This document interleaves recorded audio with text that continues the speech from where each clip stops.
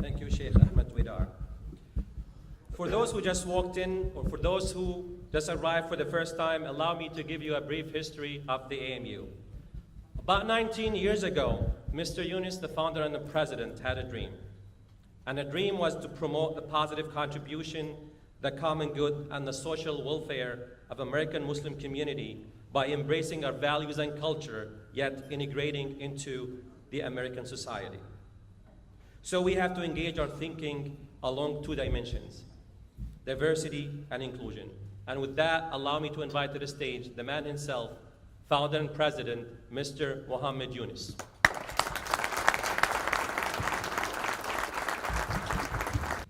We've been doing this for a few years now, and then this year we've been blessed to have the great guest, the Lieutenant Governor, which really appreciate her coming. Well, like my friend said, a few years back, maybe before 9/11, I looked at the community because with a lot of problems around and there's a lot of friction. People do not understand what Muslim is. They think they are a different culture. They are a different, thing. It's not even human, And that's what really get me to try to be involved and to try to show we are normal. We are the same. We are human beings. We are all the same. We have same blood, same everything. And that's the reason why we create this. And we try since that time to work and to blend as possible as we can as people, not just a religion or culture or what have you or country. We are just people, human beings, all together, all the same. And that's what really the reason. But I want to leave the room for all the young generation to talk about it. We're getting old, and now we'll leave it for the young people to say something different, maybe. I really appreciate and I thank everyone for coming today. Give it up for Muhammad. Building on diversity, the fabric of America, John Cena, the professional American wrestler, said beautiful things. He said, to love America is to love all Americans, because love has no labels.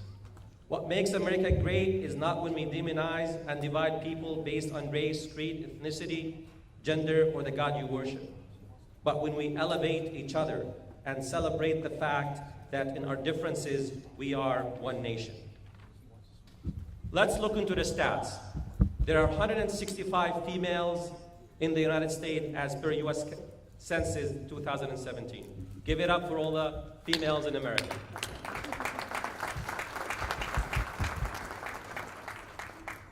Continuing with the statistics, there are 54 million Latinos, 40 million senior citizens, 27 million are disabled, 38 million Black, 18 million Asian, 7 million Muslim, and 3 million Native American. Almost half of the country belongs to minority groups. We know that labels do not devalue us. They help define us, keep us dialed into our culture and our beliefs in who we are as American. After all, what makes more American than freedom is to celebrate the things that makes us us.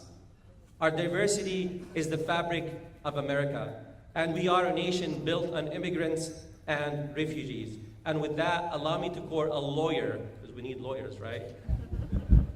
Mr. Muhammad Amin.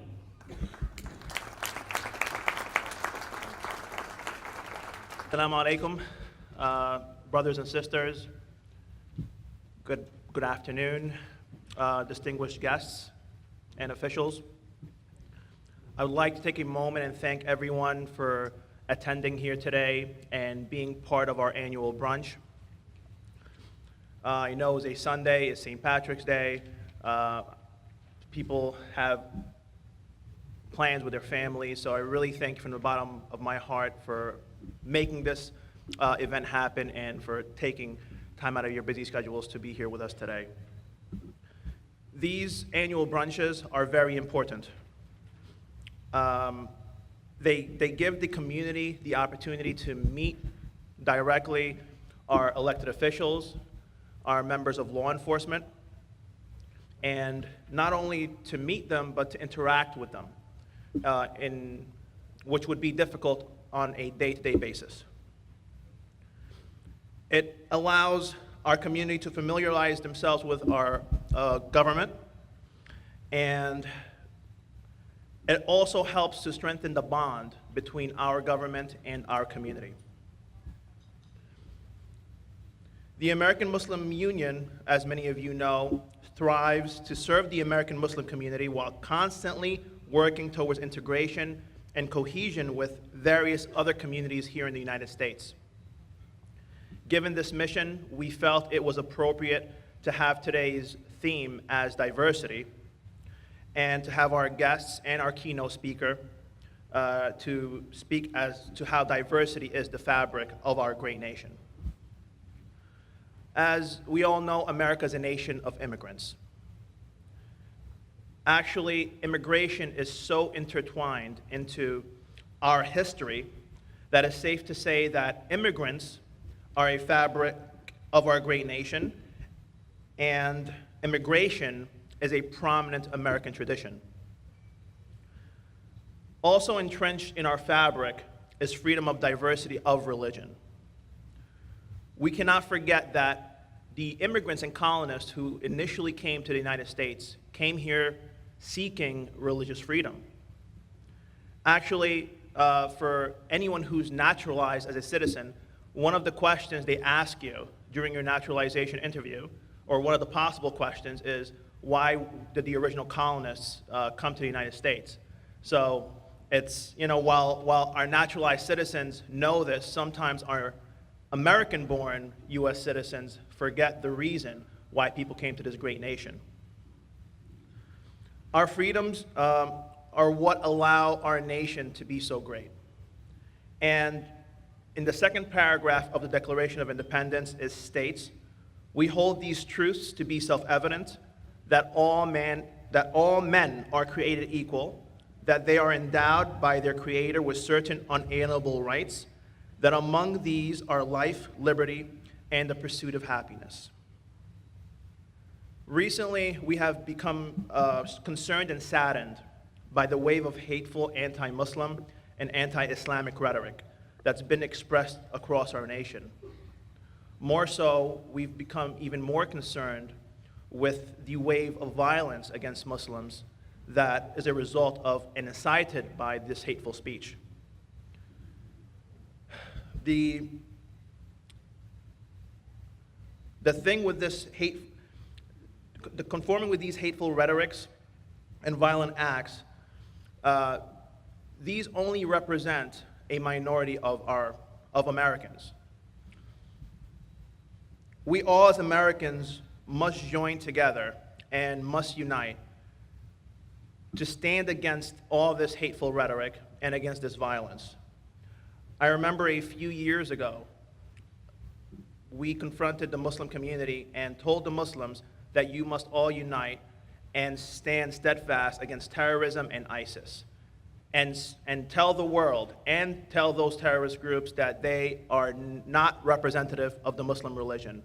So I am here today to ask us all as Americans to stand together united and tell these individuals that are spewing this hatred rhetoric that this is not representative of America, that this is not the country we know, and this is not the country that we've grown to love.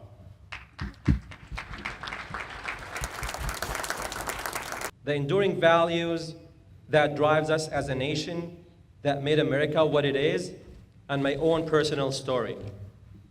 There is no place for bias or bigotry in any society, in any context. We will always, as Americans, stand for diversity and inclusion. We will keep pushing at it until we make a progress. That's core of who we are. I mean, think about it. Most of us, for example, I am a product of the fundamental greatness of America. It is the ingenuity of the American technology that made it possible for me and many others being able to be part of this journey It is also the enlightenment of the immigration policy that also made it possible for me and given this opportunity. So I will always think about that. And I'll always advocate for the America that I know and the America that I experience. Allow me to invite to the stage from the FBI Newark Division, Special Agent in Charge, Tim Gallagher. Got that right, okay. Well, welcome everyone, and I want to thank Mohammed for having us here today. This is a great opportunity for us to get up in front of everyone and say a few words, and great opportunity to thank Mohammed. Where'd he go? Mohammed Yanis, a graduate of the FBI Citizens Academy, the very first Citizens Academy class that we put through FBI Newark. Mohammed was a part of, and he continues to be an integral part of our Citizens Academy alumni network. We're going to put a new class through next week, and we expect to see him as well as many other members of the alumni community who are out there today at some of our events. Outreach, I think it's the most important thing that we do. It's about building partnerships. I tell everybody who works for me, the most important thing that I want from them is I don't want to see them passing out business cards in a command post. You meet people on a day like today, when we could have a coffee, when there's no crisis, when you can get an opportunity to say, hey, this is me, as Mohammed and I were talking, you want people to see, hey, you're Tim, you're a human being, you're not the FBI, you're not some big red brick building that's out on 21. You're a real person. So this is the type of opportunity that my folks, Arnold and Kim, who sit here, they crisscross the state all the time, that they always take advantage of. And the most important thing is that as I said, when we're meeting in an hour like this, we're not meeting when there's been an attack on a member of your community, an attack on one of your houses of worship, a threat to one of your schools, no matter what religion, what community you are.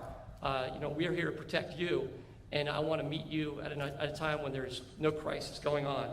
And we will continue to do this, whether I'm out reaching out for new Americans or for individuals whose communities have been established in this country for well over 200 years. We're still going to reach out and say, hey, here's who we are. We're the FBI. We're going to pull back the curtain and say, we're here to protect all Americans. If you need us, here's how to get a hold of us.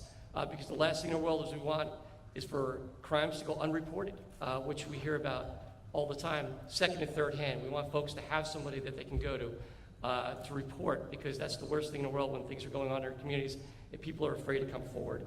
So that's not what we want, so that's why we're out there knocking on doors and talking to people and making sure that you know who we are, who I am, and what we do. One last thing I'd like to do to take this opportunity is ask for a favor from you folks out here. Diversity. We're doing a pretty good job with diversity in the FBI, but that's what I said, pretty good job. We need to do better. That's one thing that's at the top of my list that we need to do. Be diverse in our ranks so that we look like the folks that are in our area of responsibility, the folks that we interact with on a daily basis. And so me going out and talking to your schools, that helps a little bit. I said, but what I need you folks to go out and talk to your schools and talk to the folks in your community, identify young individuals. I don't care if they're 6th or 7th graders, and say, hey, did you think about maybe someday going to work for the FBI? Plant that seed. And that's why we have outreach programs like the Citizens Academy, like I spoke of. That's why we're in the schools.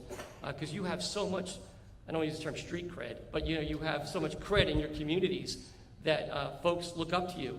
And if you tell somebody, hey, maybe you should think about the FBI somewhere down the line, that would really help us.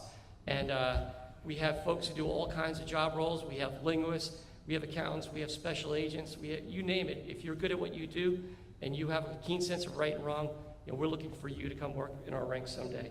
So I'd appreciate the opportunity to get up here and say that. And I ask you, as I said, if you could help us with our recruitment efforts. And the most important thing we do, building our relationships, friendship, and trust. So I look forward to continuing to work with everybody here in this room. And thank you for your time. And congratulations, Mohammed, on putting together a great event. Thank you. Thank you, Special Agent in Charge, Tim Gallagher. We are a nation divided. This is what they tell us, right? But what they don't tell us and what doesn't make the news, that we're not divided. We carry each other forward. When you call 911, for example, the police, the fire, the rescue, the ambulance, they hurry to help. They don't ask you the color of your skin or the God you worship. So with that, allow me to bring a man that I have a lot of respect for, a man from Paramus, a firefighter, and I'm proud to call him a friend, Bergen County Executive Jim Tedisco.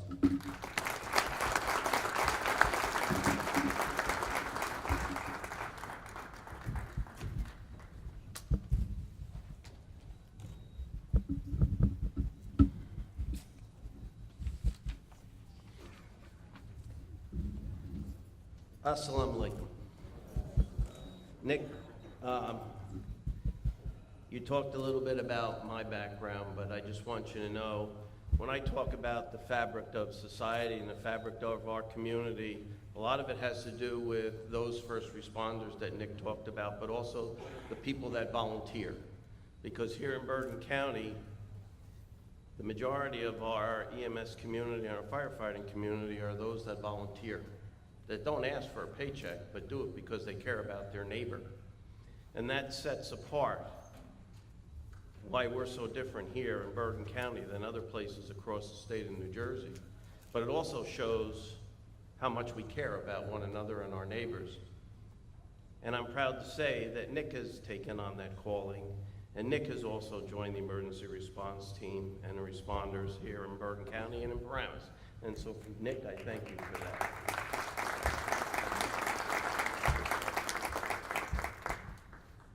I'm glad to again be welcomed to this event in Bergen County. As Bergen County Executive, I often say that our diversity is one of the county's greatest strengths. Bergen County is a place where everyone is welcome, where we know that our differences enrich each other. Our nearly 1 million residents reflect every ethnic background, cultural heritage, and religion. Among us are thousands of Muslims who play an important and integral role in all our communities. We see you, we know you. We are glad that you are here. At the seat of the county government in Hackensack, we welcome and encourage all people to walk through our doors and contribute their voices, talents, and experiences to making Bergen County the best place to live, work, and raise a family. And throughout the year, we host dozens of celebrations that reflect the vibrant diversity within Bergen County. These events bring people from different communities to share their cultural heritage and the traditions that shape who they are and honor the beauty and history of their people. They help us understand each other as we come together to share in history, rituals, music, and especially food. By breaking bread together, we see our shared humanity. And since I took office 2 years ago, these celebrations have included the annual iftar to recognize Ramadan. I want to extend an invitation to all you to join us later this year for the 3rd annual Bergen County Iftar.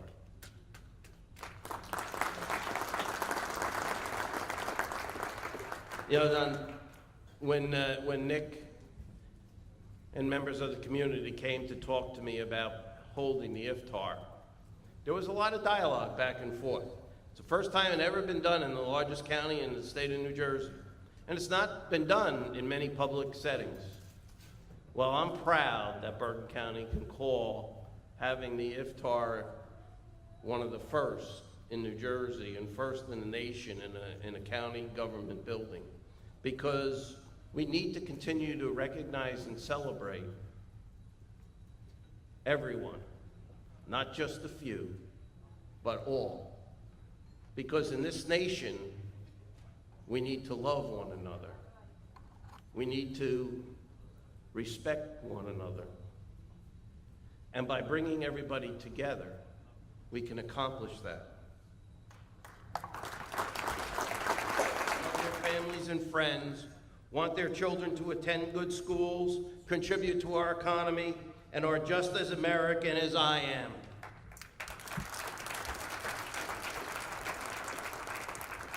That's because being an American isn't limited to certain faiths, country of origins, or skin color. What makes America great is that people of every background, including people of Muslim faith, are Americans because we believe in what this country stands for. We believe that this country of ours promises that all people, and as long as we continue to unite around those powerful shared principles, we will stand together as one people here in Bergen County and across the nation, because we can love one another and we can respect one another. Ladies and gentlemen, thank you.